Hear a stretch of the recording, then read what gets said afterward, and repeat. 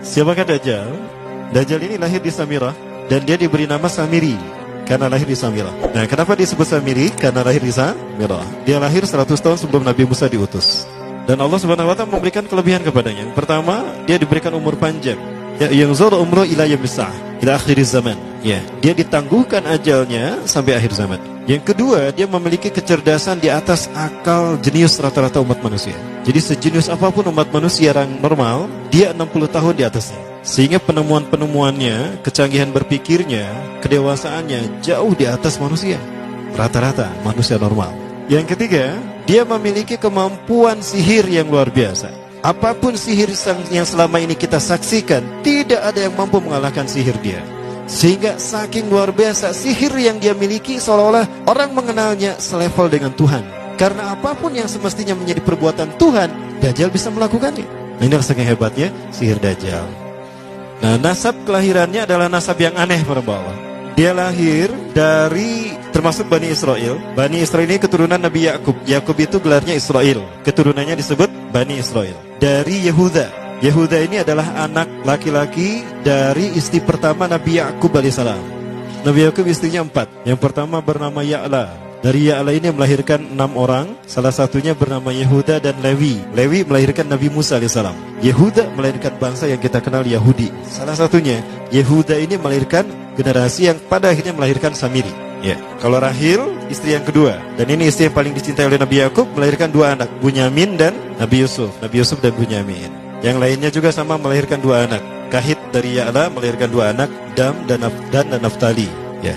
Anak tertua dari Nabi Yakub dari istri pertama bernama Raubin. Nah, dari Yehuda inilah lahir Samiri. Nah, ayah dan ibunya, kakek dan nenek Samiri ini adalah para penyembah berhala. Karena Samirah saat itu terkenal penyembah berhala. Ayahnya ini lahir dari proses perzinahan adik dan kakak, incest. Adik dan kakak berzina, lahir ayahnya. Adik dan kakak berzina, lahir ibunya. Jadi ayah dan ibunya ini lahir dari proses yang haram. Dan ketika ibunya menstruasi, disetubuhi sama ayahnya. Jadi itu, peluangnya dari 2000 persetubuhan dalam keadaan menstruasi, 1 bisa jadi. Karena menurut penelitian medis juga, bahwa darah kotor tidak menghalangi terjadinya fertilisasi, tidak menghalangi terjadinya reproduksi manusia. Jadi tetap pembuahan ovum oleh sperma bisa terjadi walaupun ada dalam medium darah kotor, menstruasi. Nah, ketika itulah hamil dan lahirlah Samiri. Rasulullah SAW menyebutkan dalam Musnad Imam Ahmad, ayah dan ibu Dajjal ini melewati perkawinannya selama 30 tahun tanpa melahirkan seorang anak pun. Dan di tahun ke-30 pernikahannya melahirkan Dajjal, melahirkan Samiri. Kelahirannya ini akan menjadi petaka bagi kedua orang tuanya. Dia adalah orang yang paling sedikit manfaatnya dan paling banyak keburukannya bagi manusia, terutama bagi kedua orang tuanya. Bahkan ketika dia lahir, alam semesta menolak kelahirannya. Dordar gelap, hujan badai, petir, itu terjadi di malam di mana Samiri dilahirkan. Seolah-olah alam menolak kehadirannya. Nah, sejak lahir sampai usia 5 tahun dia tidak netek sama ibunya. Kebayang, 5 tahun air susu ASI tidak ditetekkan. Itu yang menyebabkan terjadinya kanker payudara. Maka ibunya pun meninggal gara-gara kanker payudara itu. Nah, ibunya meninggal gara-gara itu. Terbukti apa yang disampaikan Rasulullah. Kelahirannya menjadi petaka bagi kedua orang tuanya.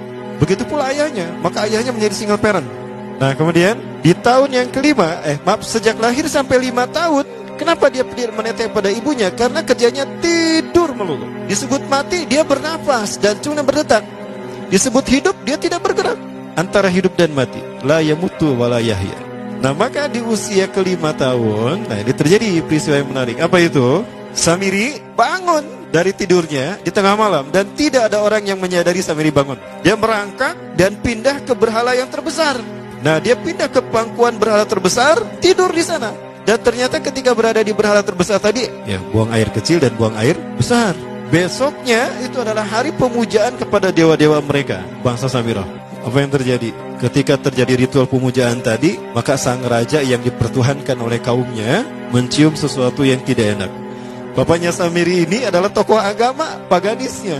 Pas dilihat, kaget sang raja. Ternyata itu pesing berasal dari pantatnya si Samiri yang ada di pangkuan berhala terbesar. Marah murka tuh sang raja. Itu anak kamu, kenapa ada di situ?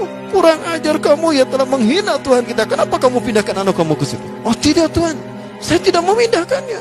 Bagaimana saya bisa menghina Tuhan saya? Lalu siapa yang memindahkannya? Kan dia lumpuh. Nah, Sekali lagi, kehadirannya menjadi petaka bagi kedua orang tuanya. Akhirnya raja marah dan ayahnya dipenjara. Selama ayahnya tidak bisa membuktikan penghinaan tadi, maka ayahnya dihukum mati. Pada akhirnya ayahnya pun dihukum mati. Ya, sedikit manfaat bagi kedua orang tuanya. Maka kemudian dia hidup pelihara oleh sang raja. Dan pas di usia dia 5 tahun itu, Allah menimpakan murkanya kepada bangsa Samirah yang sudah kelewat batas, maksiat, dan sudah tidak ada toleransi dari Allah untuk mereka hidup di bumi. Maka Allah perintahkan malaikat Jibril menghabisi mereka. Maka bangsa Samirah itu pun diratakan. Si Samiri karena masih balita, ya Allah selamatkan dia lewat malaikat Jibril. Diselamatkan dia dan ditempatkan di pulau entah berantah. Ada yang menyebutkan pulau ini berada di Laut Yaman, dan pulau ini dinamakan Pulau Socotra. Pulau Socotra ini adalah pulau yang berada di ujung Jazirah Arab. Nah, ini Pulau Socotra. Ini pulau tempat di mana Dajjal atau Samiri dibesarkan sejak 5 tahun sampai usia 100 tahun. Ya, dari usia 5 sampai 100 tahun dia tinggal di Pulau Socotra ini. Nah, Pulau Socotra ini adalah pulau yang berada di kawasan Yaman. Pulau yang memiliki banyak keunikan luar biasa. UNESCO sempat ingin menjadikannya keajaiban yang ke-8. Kan ada 7 keajaiban dunia ya. Yang ke-8-nya tadinya ini. Namun karena dia terkait dengan Samiri Dajjal, maka banyak negara yang menentangnya, terutama negara-negara yang menjadi pengikut Dajjal. Maka pada akhirnya pulau ini dirahasiakan. Nah, sebetulnya pulau ini unik kalau kita ingin berekreasi ke sana. Namun karena posisi yang terpencil, jarang orang mengikutinya. Para wisatawan jarang mengunjunginya. Padahal sesuatu unik, termasuk binatang dan penghuninya tuh unik-unik. Pohonnya unik. Dunia menyebutnya pulau ini dengan pulau julukan dari pulau alien hingga pulau neraka. Ada juga yang menyebutkan The Jekyll Island. Pulau Jekyll Island itu bahasa barat, kalau bahasa kitanya Pulau Dajjal. Ya, sama dengan Pulau Sedir ya. Itu juga The Jekyll Island. Nah, Pulau Socotra kaya dengan flora dan fauna yang unik hingga saat ini belum ditemukan di tempat lain. Jadi tidak ada flora dan fauna yang ada di pulau ini yang ada di pulau lain di seluruh dunia. Hanya ada di pulau ini. Makanya di pulau inilah Allah ciptakan satu binatang yang unik juga, yang disebut dengan jasasa. Jasasa, binatang jasasa itu artinya mata-mata. Tajassa yatajassu tajassusan wa jasasatan, artinya pemata-mata, spy. Binatang ini bertumbuh besar, dhahmatun kabirah tughatti jismaha asy-sya'ar hatta la nastati an nafariqa ayna wajhu wa ayna dubr. Tubuhnya besar, dipenuhi dengan bulu, sehingga saking penuhnya bulu kita tidak bisa membedakan mana dubur, mana wajah. Yang menghadap itulah wajah. Baik, karena itu pulau ini pernah dilesarkan sebagai salah satu dari 7 keajaiban dunia yang baru ya. Nah baik, ini contohnya nih, saya perlihatkan keajaiban dan keunikan. Ini adalah padang pasir di Pulau Socotra. Ini burung, salah satu jenis burung yang bisa kita jumpai di Socotra. Dan ini kepiting unik, kepiting Pulau Socotra. Aneh ya, kepitingnya seperti itu. Ini laba-laba langka di Socotra, mirip tarantula. Dan ini pohon darah naga yang ada di Pulau Socotra juga. Nah, ini salah satu jenis pohon Dorstenia Socotra. Dan ini juga pohon yang lain, pohon Dendrosisaios Socotra. Ya, saya sebutkan lagi ya. Nah, ketika di pulau itu, sebelum bertemu dengan Nabi Musa, Samiri di pulau itu yang hanya tinggal dengan seekor binatang jasasa. Binatang jasasa ini memberikan beberapa hal kepada si Samiri ya. Allah Azza wa Jalla menciptakan binatang berbicara yang bernama jasasa. Dia di mana lahirnya, ajalnya, matinya sama dengan ajal Dajjal. Begitu pula muncul dan menghilangnya. Binatang inilah mengajarkan akidah tauhid kepada Samiri muda. Pelajaran ini kononnya ditulis oleh Jibril alaihissalam dalam bentuk panel-panel atau prasasti. Isi prasastinya panel 1 yang ditulisnya malaikat Jibril, panel 1 itu berisi kalimat la ilaha illallah, tidak ada Tuhan selain Allah. Ini dijelaskan oleh binatang jasasa. Yang kedua, panel kedua berkata Allahu wahid la syarikalah. Allah Maha Esa, tidak ada sekutu bagi Allah. Itu dijelaskan juga oleh binatang jasasa ini. Nah, binatang jasasa ini sekali lagi dia bertubuh besar. Kategorinya adalah kelasnya itu mamalia, genusnya mamalia. Cuma saya tidak tahu nama spesiesnya apa. Pada tahun 2017, akhir dari bulan Agustus di Filipina ditemukan binatang seperti ini. Ciri-ciri binatang ini nyaris sempurna seperti ciri-ciri binatang jasasa yang disebutkan Rasulullah terkait dengan binatang yang memata-matai Dajjal. Tubuhnya penuh dengan bulu. Ini disebutkan dalam surat An-Naml ayat ke-82. Ya, binatang ini seperti ini dan dia tidak pernah jauh dari laut karena dia selalu ingin membasahi tubuhnya dan dia pun makan dari makanan ikan laut. Maka dia tidak pernah jauh dari pantai. Seperti ini. Nah, binatang inilah yang mengajarkan prasasti mengajarkan akidah tauhid kepada Samiri muda. Yang ketiga, engkau diurus oleh Jibril, karena itu janganlah engkau mengkhianati janjimu dengan Allah. hanya engkau saja di pulau ini. Panel yang kelima, makanlah dan nikmatilah makanan minuman yang menjadi rizki dari Allah sesuai kehendakmu. Tidurlah sesukamu, tapi sembahlah Allah dalam berbagai keadaanmu dengan tasbih keesaan Allah kepadanya, yaitu dengan melaksanakan solat yang diwajibkan kepadamu. Allah lah sang raja, Allah yang Maha Esa. Dia tidak berayah dan tidak pula mempunyai anak. Allah Tuhan Tuhan yang maha besar dan maha agung. Dialah yang maha raja. Ada 7 panel. Panel yang ke-7 bercerita tentang Nabi Muhammad. Panel yang ke-6 itu bercerita tentang nabi-nabi. Dan khusus panel yang ke-7 cerita tentang Nabi Muhammad. Jadi Dajjal sudah tahu, Samiri sudah tahu bahwa akan diutus Nabi Muhammad di akhir zaman. Dan itu Nabi yang terbaik. Makanya dia iri. Nah, selesai panel ini disampaikan, maka binatang sejasasa berkata, wahai Samiri, saksikanlah aku telah menunaikan, innani qad fa'altu ma umirtu min rabbi. Demi Allah, saksikan aku sudah menunaikan apa yang diperintahkan padaku, kata binatang jasasa. Maka sekarang adalah perintah terakhir, yaitu pertanyaan dariku untukmu. Hal tu'minu billah, apakah kau beriman pada Allah? Wa bima unzila ilaih, dan dari apa yang diturunkan kepada nabi-nabinya, kepada Jibril maksudnya. Famadal jawab ya Samiri, apa jawabanmu hai Samiri? Samiri tidak menjawabnya. Lama ditunggu-tunggu, Samiri tidak menjawabnya. Sehingga binatang ini pun pergi dengan menjerit, dengan jeritan yang membuat Samiri ini pekak telinganya. 2 kali lagi datang lagi kembali kepada Samiri dan berkata binatang jasasa, ya Samiri, famadal jawab, hal tu'minu billah, in tu'minu billah fatakunu mu'minan ajaba imanika ila yaumil qiyamah.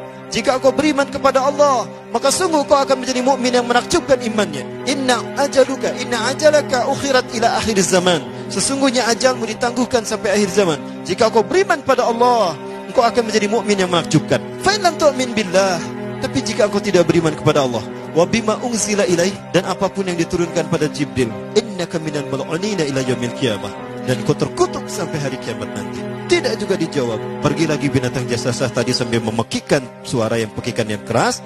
Yang ketiga kali yang terakhir dia bertanya kembali. Dan apa jawaban Samiri? Hei jasasa binatang buruk rupa, lihat di pulau ini tidak ada siapapun kecuali engkau dan aku. Dan yakinilah kalau panel ini bukan tentang Allah yang di langit sana, tapi yang disebut Allah itu saya. Hei jasasa, akulah Allah itu. Oh, dia menjerit dengan jeritan yang makin keras. Sampai si Samiri pun menutup kedua telinganya. Sejak saat itulah binatang itu pergi dan berkata, innaka dajjal, innaka dajjal, innaka dajjal. Engkau adalah pendusta, engkau adalah pendusta, pendusta sampai hilang suaranya. Di saat itulah Samiri mendapatkan gelar Dajjal. Jadi siapa nama asli Dajjal? Samiri. Dajjal artinya Al-Kazab, pendusta, bukan singkatan tadi. Baik, nah sejak saat itulah Samiri keluar dari pulau itu dan dia sudah menyandang gelar Dajjal, pendusta, karena dia mengaku Tuhan. Baik, Iwabillah, jangan salah, Dajjal kecerdasannya mampu melakukan cloning dan mampu melakukan berbagai macam riset dan eksperimen. Hatta eksperimen yang mengilhami film Hook itu Dajjal bisa melakukan. Bahkan ketika orang membayangkan kendaraan tercanggih itu pesawat terbang, Dajjal sudah mampu membuat piring terbang dengan kecerdasannya. Ya. Rasulullah menyebutkan kendaraan Dajjal itu dia bisa terbang, kata Rasulullah. Dan kecepatan terbangnya 5 km per sekon. 1 detik 5 km. Hanya dengan berkedip-kedip dia berkeliling dunia. Ya. Kecepatan ini diambil dari hadis Rasulullah. Berapa kecepatannya Rasulullah ketika dia terbang di muka bumi? Ya, kendaraan yang dia gunakan itu kecepatan terbangnya seperti awan yang ditiup angin, kata Rasulullah. Dan awan rata-rata ditiup angin itu 5 km per sekon. Dan jarak dari satu telinga ke telinganya, artinya setengah diameter atau diameter kepalanya, keledai yang dia gunakan, Rasul menyebutnya keledai, itu arba'una zira, 40 hasta, 27 meter. Diameternya itu 27 meter. Keledai macam apa yang jarak dari satu telinga ke telinganya 27 meter? Kalau bukan piring terbang. Ini bisa 24 meter kan? 27 meter. Bisa tidak? Bisa. Dan kecepatannya pun sama. Dan pernah meninggalkan jejak Cop Circle di Yogyakarta. Nah, Cop Circle itu adalah jejak UFO yang menjadi isyarat instruksi bagi para pelaku konspirasi dunia. Siapa? Para kalangan Illuminati.